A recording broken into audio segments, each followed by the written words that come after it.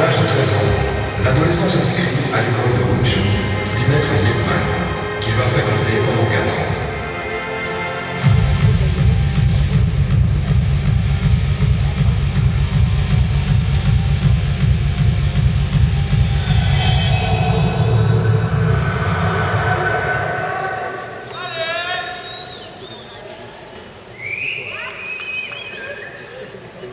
Mon mari Bruce Lee était un formidable philosophe, toujours à contempler la vie, à rechercher la signification de sa propre existence. Il était à la fois un élève, un enseignant et un artiste. Il débutait l'apprentissage en 1953 d'un style de Kung Fu appelé Wing Chun, et ce aux côtés de maître Yip Man. Pour Bruce, les arts martiaux ne signifiaient pas simplement de mieux se battre, mais étaient une voie pour avoir une vie meilleure, à travers le perfectionnement de son esprit et de son corps.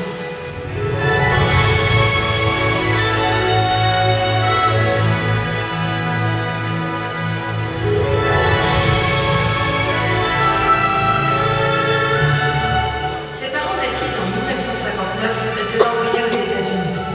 5 ans plus tard, il s'installe à Auckland et ouvre sa seconde école de Wing Chun. Cependant, les autres écoles d'arts martiaux jugent que le Kung Fu ne doit pas être enseigné aux Occidentaux. Pour ne pas fermer son école, Bruce devra affronter le maître Ron Jackman.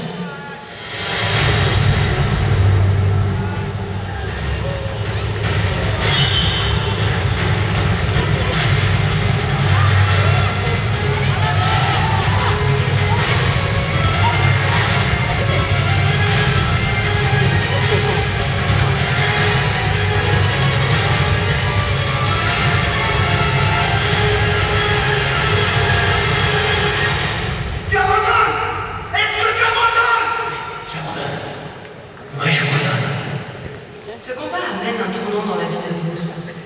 Il lui fait voir les arts martiaux d'une manière différente. C'est ainsi qu'il développe le Jeet Kune Do. En 1965, un producteur le remarque grâce à une vidéo filmée lors du tournoi de Lodge. Bruce se voit proposer son premier rôle, celui de Kato dans la série américaine Le Front Vert. En place tout le monde.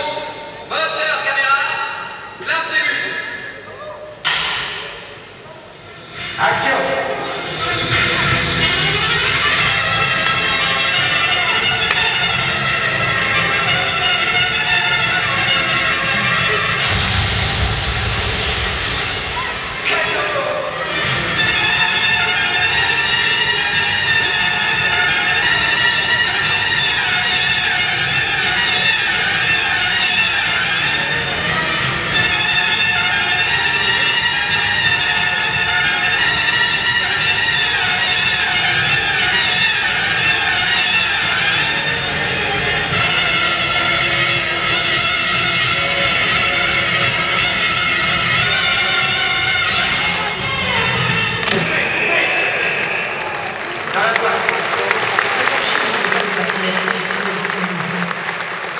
Un an plus tard, en 1972, une super production hollywoodienne fait appel à lui pour participer au film Opération Dragon.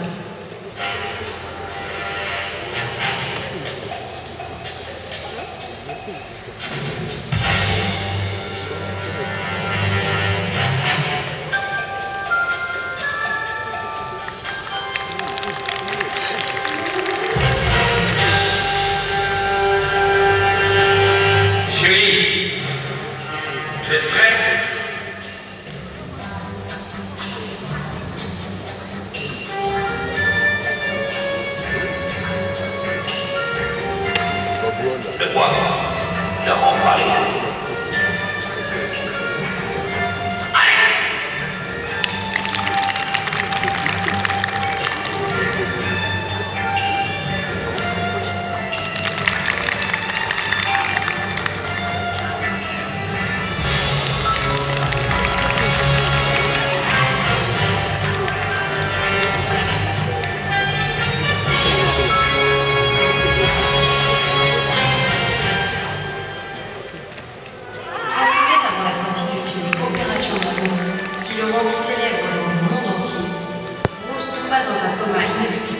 et mourut.